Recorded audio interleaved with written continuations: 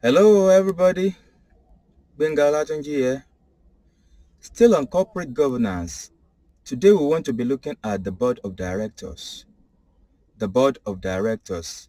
So we shall be looking at the delegation of power, composition of the board, the diversity of the board, the benefit of diversity in the board, the drawback in the board.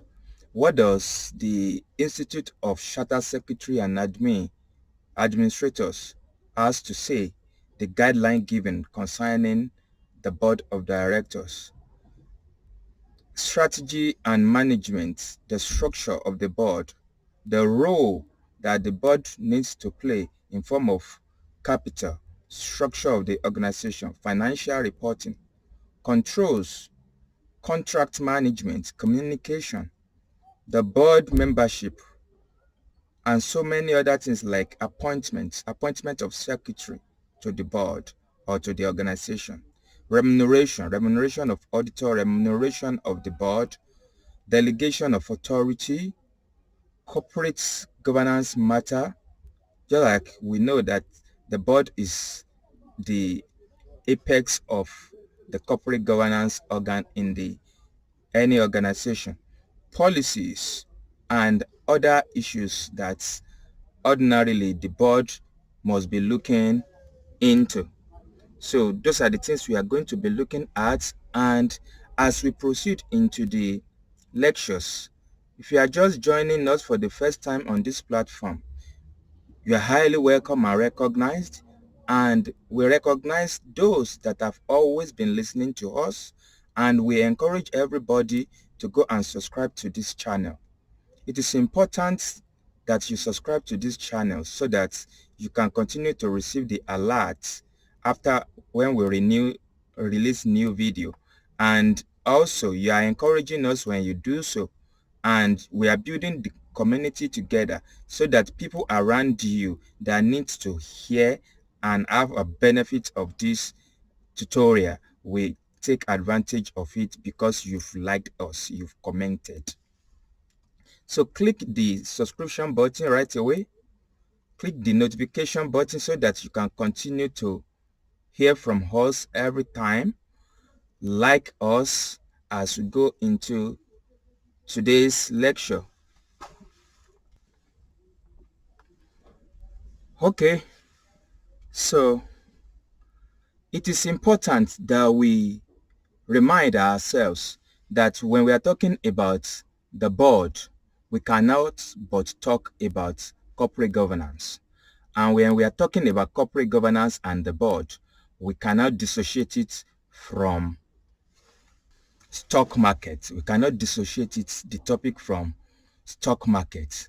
Somebody may ask why.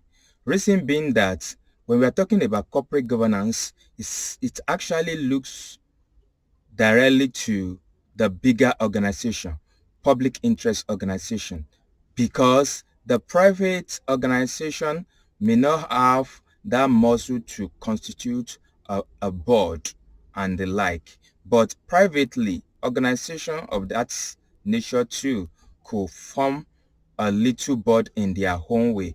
But when we are talking about the board director as a topic, we are actually looking at the corporate governance that monitors or regulates the public interest organization. So we'll look at various aspects of the governance and how they relate to the separation of power in the organization, especially the public interest organization. You know that the privately owned organization, there is no division of power. The power concentrates in the shareholder. The shareholder is both the owner in control and the management at the same time. He or she steers his our company. So power, ownership, control they all reside in one person. But we are talking about a situation now in publicly owned organization or public interest organization in which The owners are different from those that manage the organization. The shareholders are separated from the management. That is what we are actually talking about. So it is important so that the interest of the stakeholders, the interest of the shareholders could be protected, that we have a corporate governance. And in having a corporate governance, the key organ in an organization that directly must establish and implement corporate governance is the board of directors. They solely has that responsibility to ensure that corporate governance is adhered to. Having established that, different countries, they all have their different corporate code in which they expect organizations to adhere to, especially those that are listed in the stock exchange of such a country, like in Nigeria, in UK, in Canada, in US, Australia, and the like. However, other companies such as the private or the subsidiary within a group might choose voluntarily to comply with the principle of corporate governance. Like I said, it's not mandatory for a privately owned organization to, but it is mandatory for the publicly owned organization uh, to ensure compliance to corporate governance. Delegation of power within a company. Within a company, all the power actually legally resides with the board of directors. And somebody may ask, why is this so? After all, some people put the money down to ensure that that organization is floated. So why will power now reside in the directors? The reason being that an organization is a legal entity able to sue and be sued for its action and inaction. So organization must be separated from ownership. So the directors legally, they have the ultimate power in an organization. Though that ultimate, when I use that ultimate, is not absolute, because absolute power actually corrupts absolutely. So there is an aspect in which the shareholders too can come in within the corporate governance to ensure balance of power and balance of management. But legally, the board has the power. Okay, so the board now can now delegate. Don't forget that we are still going to get to the composition of the board. So by the time we get there, we'll see that, okay, not only the management, especially when we are talking about two tiers of the type of corporate governance, that not only the management staff or the executives alone will form the composition or membership of the board. There are other parties within the board. So delegation of power to the executive management from the board. Board has the controlling power, but they can delegate, and they should delegate in order to ensure smooth running of day-to-day activity of the organization. Okay, so in Nigeria, for example, we have Nigerian Code of Corporate Governance 2018. And being central in corporate governance and the highest governing body for a company or any company, and they must have charter too that gives them power and responsibility. So we are saying here that as a board, the board should have a legal document too that gives them power and responsibility, what to delegate, what not to delegate, the power to retain, the power that could be passed down to the management staff and the like. The board has the leadership role, and they must exercise the leadership role over the organization or the enterprise. Integrity of everything that proceeds out of from that organization is a matter for the board and the board membership, because they have direct oversight and control over it. They, they equally must ensure that they have committees, especially in some aspects that may be key, like audit committee and the like.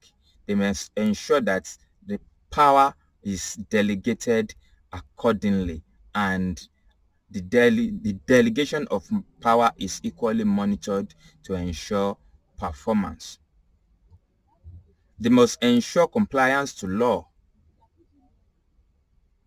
and order, especially as it relates to the code of corporate governance in that country. They should ensure succession plan, not only within the board, succession plan among the management staff and the executive and down the hierarchy. This is to ensure continuity and smooth rolling should in case one person or the other decide to resign or leave the organization. They are the apex. The board is the apex for accountability in any organization. And because they do not have absolute power to, they are accountable to the shareholders and the stakeholders.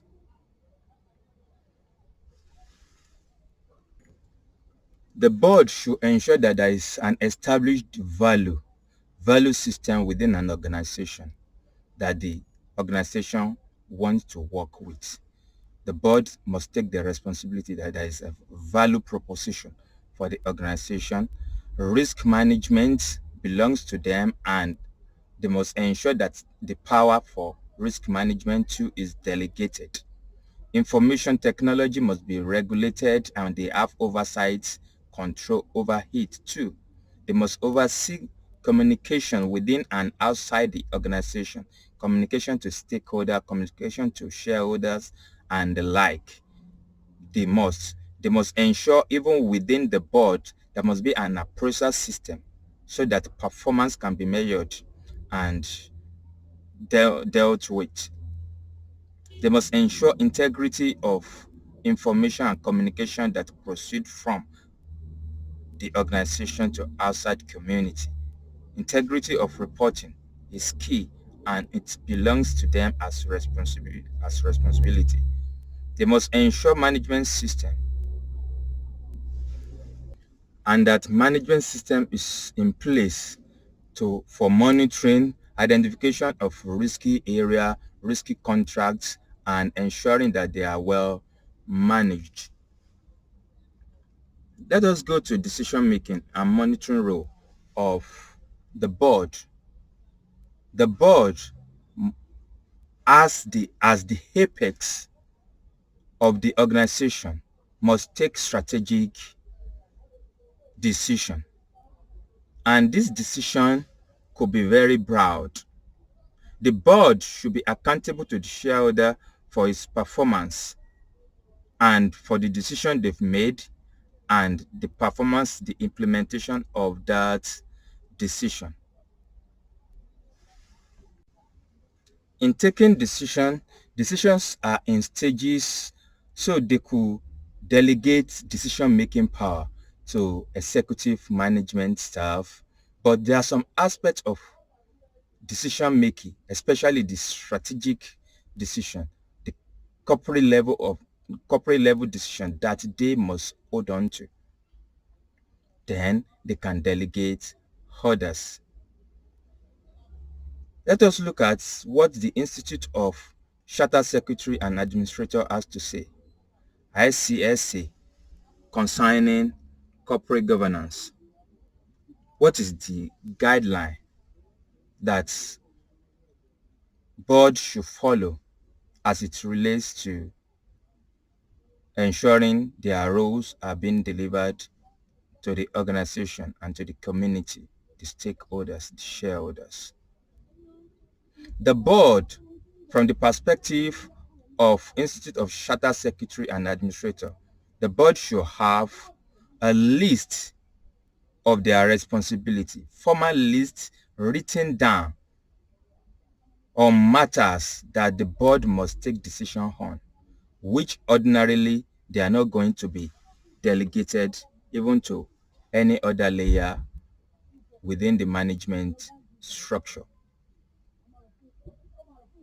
Like I said, strategy is important. And when we are talking about strategy, I said, and I always let us know that strategy is competitors focused. When we are talking about strategy, strategy is always looking at the survival of the organization within the competing industry. So it is the responsibility of the board to ensure that the organization is kept alive, afloat in any season. Approving the long-term objective of the organization, commercial strategy, oversight of the operations, review of performance, decision about expanding the operation of the organization are some of the strategy and strategic management decision that the board must take responsibility for. Then we are talking about structure and capital, the capital structure and the general structure within the organization. Like the organogram, the board must decide how the structure of the organization will look like, what they want, how they want it to form. So the structure of the organogram, they must design it and communicate it to the necessary hierarchy and the employees within the organization. The capital structure too, they must decide on it. Do they want to go based on equity alone? Do they want to mix equity with debt? Do they want to be highly geared as an organization? These are peculiar power and decision that the board solely must decide on. And like this capital structure, the organogram, the capital mix, these are sole responsibility of the board members. Financial reporting and control, they must ensure that the integrity of the financial statement, the controls are in place to ensure that everything that will be produced in form of financial information and generated within the system are accurate and their integrity is ensured. Internal control, they must ensure that internal control is in place. Internal audit system is working. There is an internal auditor and the internal auditor is reporting. They must have like audit committee so that the internal audit can report directly to the audit committee, while the audit committee communicates equally directly to the board of director. Contracts, they must ensure that private interests of the board members and the like are disclosed and unnecessary influence on the contract of the organization are not allowed or tolerated. There should be full disclosure. There should be management of contracts. And these are all within the scope of the board of directors. Communication to shareholders, to the stock market regulators, and to the press and other key stakeholders. They must ensure communication, the integrity of communication, well documented communication, and everything about information flowing within and without the organization is accurate and they are well documented. Board membership, they must ensure that not anybody is permitted to be the member of the board. There must be laid down principle. They must ensure